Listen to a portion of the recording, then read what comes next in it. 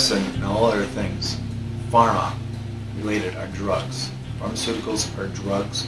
Food is medicine. What is food? By food, I'm saying the food we eat, the herbs, the spices, all the stuff that's natural, that comes from the ground, and or natural ability of this world. So the use of plants as medicines has long history in the treatment of various diseases. The plant-derived compounds have a long history of clinical use, better patient tolerance and acceptance. 80% of the 120 derived drugs related to the original ethnopharmacological purposes. So current drug discovery nowadays from plants mainly is relied on bioactivity, guided fractionation, and leads to the isolation of many important, things. And this is coming from them. Many important, quote unquote, things to create their pharmaceuticals, to create their drugs. So in essence, basically, your pharma stuff, your pharma drugs, your pharmaceuticals, the drugs you get from the doctors, the stuff you need, prescriptions, or even that and over-the-counter stuff, is all something that's already out there in nature. It's already there. I mean, it's already grown. It exists. It's part of this world, if you will. So it's there. So what pharma does and has done, continues to do, is comes in and says, hey, look at this. This thing is beneficial to these patients, to these people, to this, whatever you want to call it. And because they can get it for free or they can get it for cheap, we don't make any money off of it. But if we can take that and we can change the makeup of it a little bit, just change it a little bit, and then we will get a patent on that. Then we'll bring it out, we'll run some trials on it, and most of the time, I would even say all the time, in my opinion, that these things that are created, these drugs, these chemical apparatuses that are trying to mimic or mock the actual nature-derived thing, nature-derived item, they're not nearly as good. These things that are patents and copies of, because that's what they are.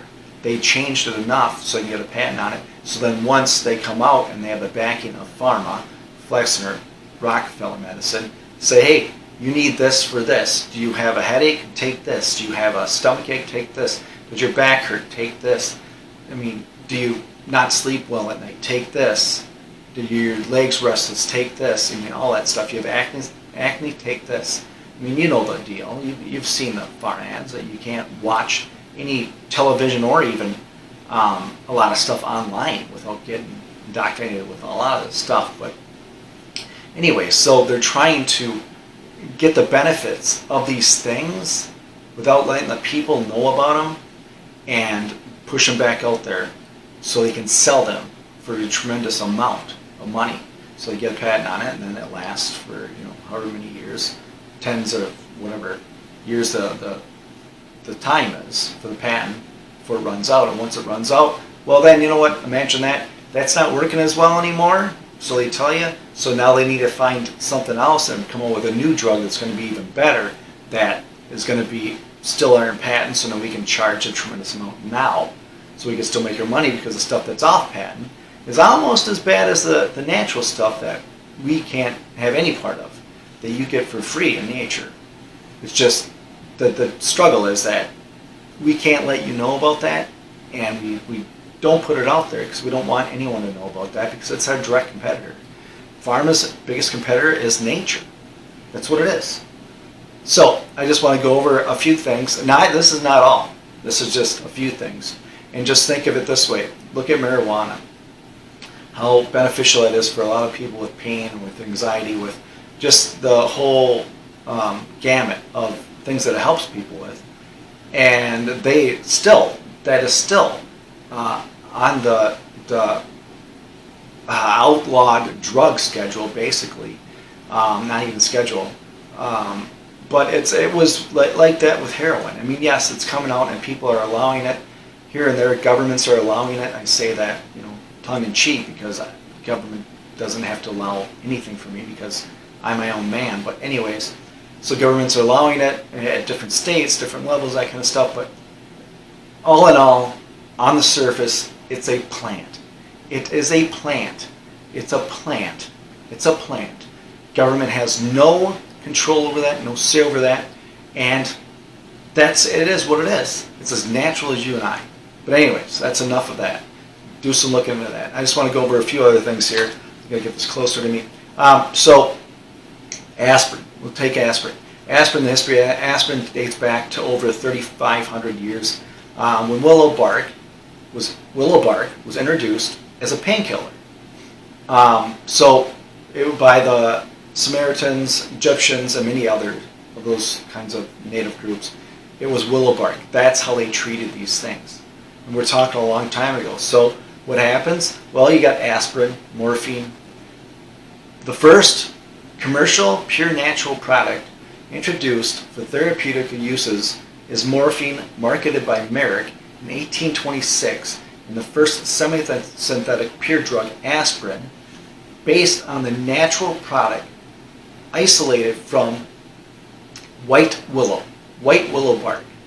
So what did they do? This white willow bark thing that's been used for thousands of years by all these tribes, it works wonders, and they think it's great to do all this stuff, and it still is. We're going to take that, and from there we're going to do a drug, morphine, from it, and we'll do whatever we have to make it more potent in a smaller amount. And then we also offer the same sort of thing in a pill form called aspirin. So you can take your aspirin or white willow bark.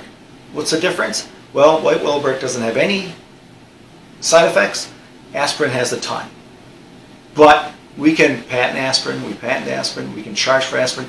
White willow bark, that's a nature, we can't do anything about that. So they don't push that, and you won't know about it unless you're looking for it.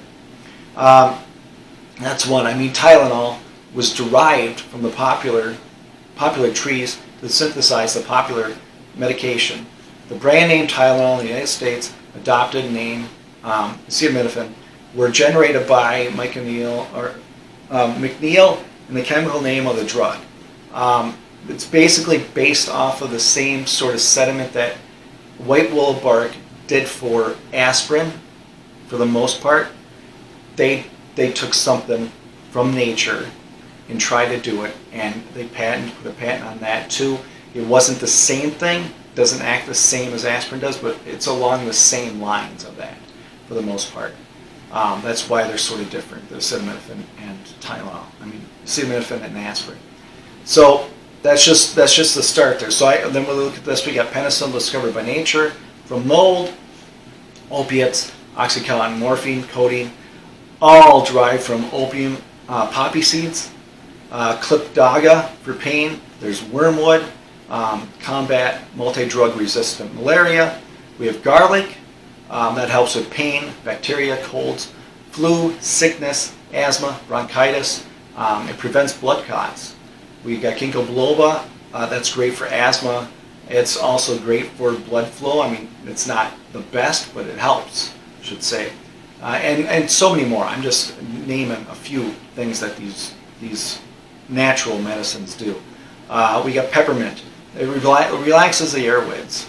It relaxes the airways, and it also does other medicinal things. It helps the body rebuild things. Horsetail, urinary stones. It's a mild diuretic. We got turmeric, arthritis. It's great for arthritis, and there's so many more things turmeric does. I suggest you look into that. It helps with so many things. Blood flow too. It really helps. Devil's claw, arthritis. We got cayenne pepper, cayenne. That's pain, blood flow. It helps regulate your blood. Hawthorn dilates and increases blood supply to the heart. We got yarrow. That's Yarrow. It's an antibacterial, anti-inflammatory. Helps with pink eye even. Children pink eye, animal pink eye. We do other garlic things for the cattle we have when they get pink eye, that kind of stuff. Echinacea, It attacks bacteria, immune boosting, among other things. Licorice root, anti-inflammatory, benefits the lungs, helps with stress, nourishes the adrenal glands. Horehound, it relaxes bronchial muscles and helps you breathe. So it's sort of along the same lines of those inhalers, albuterol, that kind of stuff. It sort of does that same sort of deal. It's not the same, they're not the same thing. I'm not saying that, but it's along the same lines. It's a trial and error, and getting out there and reading about this stuff, learning about this stuff, because they're going to tell you what is quote unquote best for you to take because you're sick. So it's going to be what drugs that we have to write prescriptions for, or what drugs can you get over the counter from your local store, or what drugs can we put you on, or should you be put on, or what drugs we need to give you to combat the side effects from these other drugs that we have had you on for a while. That's what they do. The thing is, nature doesn't have those side effects. I call them effects. They're negative effects, but that's what they are. They're not side effects. They're just negative effects. And that's more times than not, in my opinion, that's the main deal of the drug. And any help is the side effect. Any help is just a secondary thing that comes along. But that's my opinion. I'm going to grab this here. And so I'm asking here, shoot. I just got to ask this. So why does Pharma make chemical concoctions that have hundreds, sometimes thousands of side effects? And I just want to list a few of these.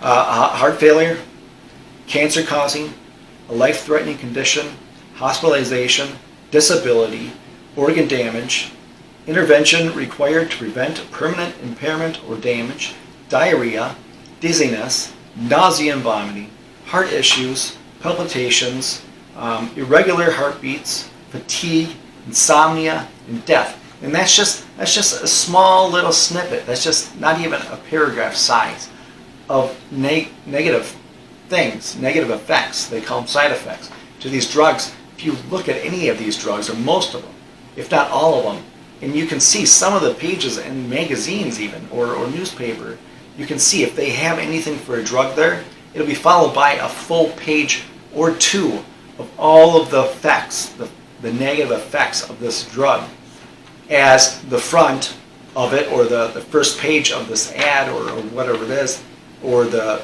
commercial on TV. It has people smiling, people playing with their kids, people laughing, people, whatever it is they're doing. And it helps if you have, some sort of pain in your back leg, or it helps with your sleep, or it helps with this, it helps with your diabetes, or it helps with, put your cause here.